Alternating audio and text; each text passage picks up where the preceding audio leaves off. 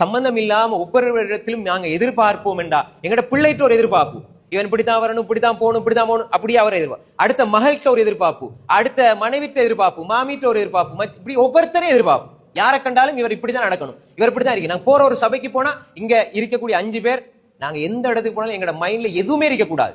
நீங்க ஒரு போற இடத்துல நீங்களா பல கற்பனைகளை எதிர்பார்ப்புகளை வச்சீங்கண்டா அது நடக்க இல்லைண்டா எந்த அளவு எதிர்பார்த்தீங்களோ அந்த அளவு கவலை தான் வரும், மகிழ்ச்சி வராது. நீங்க ஒரு இடத்துக்கு போறீங்க, உதாரணத்துக்கு ஒரு இடத்துக்கு போறீங்க, அப்ப உங்களோட ரொம்ப நேசத்துக்குரியவர்கள் அங்க இருக்கிறாங்க.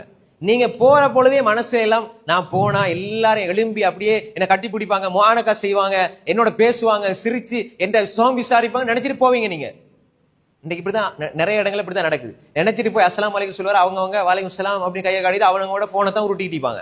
அப்ப இவர் போனவர் இங்க வந்தனே இந்த இடத்துக்கு நான் எதுக்கு வந்திருக்கணும், அப்ப போனது நோக்கமே ஒரு மையத்துக்கோ கல்யாணத்துக்கோ போயிருப்பார். அல்லாஹ்வுக்காக வேண்டி போயிருந்தா நன்மை கிடைச்சு போகும். இவர் போனது எதிர்பார்ப்பது நடக்க இல்ல, அதனால போன இபாதத்தை கொச்சப்படுத்திடுவார். நடக்குதா இல்லையா? நான் சொன்ன இஹ்லாஸ் அதே மாதிரிதான் இதுவும்.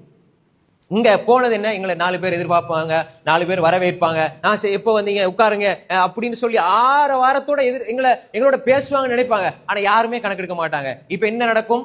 வீணான கவலைகள், எதுவும் எதிர்பார்க்க தேவையில்லை. ரசூல் ஸல்லல்லாஹு அலைஹி வஸல்லம் அப்படிதான் வாழ்ந்தாங்க.